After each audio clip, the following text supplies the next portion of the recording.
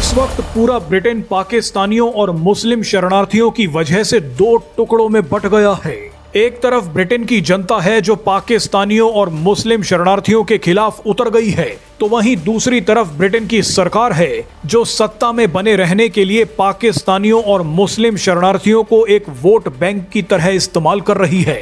इसी कड़ी में ब्रिटेन से एक ऐसी होश उड़ाने वाली खबर आई है जो खास तौर पर भारत के करोड़ों लोगों को हैरान कर देगी। खबर है कि ब्रिटेन ने 40 साल पुरानी मंदिर की जमीन मुस्लिमों को बेच दी, लेकिन इसके बाद ब्रिटेन पर तगड़ी बिजली गिरी है। मंदिर की जमीन मस्जिद को देने वाले ब्रिटेन के एक गांव ने ब्रिटेन से ही आजादी के लिए जनमत संग्रह करने का फैसला कर लिया है। इस गांव के लोगों का कहना है कि मुस्लिम शरणार्थियों की वजह से हम ब्रिटेन से अलग होना चाहते हैं। हमें इस्लामिक बनते जा रहे ब्रिटेन के साथ नहीं रहना। आप इसे कर्मों का फल ही कहिए कि जिस ब्रिटेन ने भारत के टुकड़े करके एक हिस्सा मुसलमानों को देकर पाकिस्तान बनवा दिया, उसी पाकिस्तान की वजह से ब्रिटेन का एक हिस्सा पीओके की तरह बगावत करने पर उतर आया है। अब आपको इस होश उड़ा देने वाली कहानी के बारे में बताते हैं।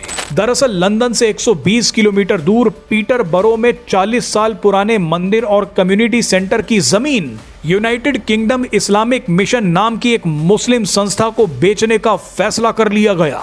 न्यू इंग्लैंड कॉम्प्लेक्स नाम के एक परिसर में पिछले 4 दशकों से भारत हिंदू समाज का मंदिर और कम्युनिटी सेंटर सफलतापूर्वक चल रहा था। इस पूरी जमीन और परिसर का मालिकाना हक पीटरबरो शहर की स्थानीय सरकार यानी पीटरबरो सिटी काउंसिल के पास था।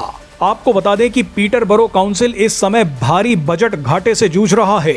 इस घाटे को पूरा करने के लिए काउंसिल ने उस परिसर को नीलाम करने का फैसला कर लिया जिस पर 40 साल से मंदिर चल रहा था। ब्रिटेन के हिंदू भी जमीन की नीलामी में हिस्सा लेने आए थे, लेकिन पीटरबरो काउंसिल ने नीलामी के दौरान बोलियों की जांच और स्कोरिंग के मूल्यांकन में गंभीर लापरवाही और गलतियां की और ये जमीन जानबूझकर मुस्लिम पक्ष को दे दी। लेकिन आप इसे कर्मों का फल ही कहिए कि ब्रिटेन को तुरंत मुस्लिम तुष्टीकरण का करंट भी लग गया। दरअसल लंदन के एक गांव ऑक्सफोर्ड शायर के लोगों ने फैसला किया है कि वो ब्रिटेन से अलग होने के लिए जनमत संग्रह करेंगे।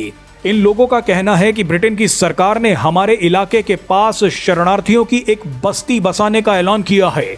इस बस्ती में 3750 शरणार्थियों को बसाने की प्लानिंग हो रही है। ऑक्सफोर्ड शायर के लोगों ने कहा है कि ब्रिटेन की सरकार ने हमसे पूछा तक नहीं हमारे गांव के बाहर शरणार्थियों को लाकर बसाने की प्रक्रिया शुरू कर दी है। हमारे अधिकारों का क्या होगा?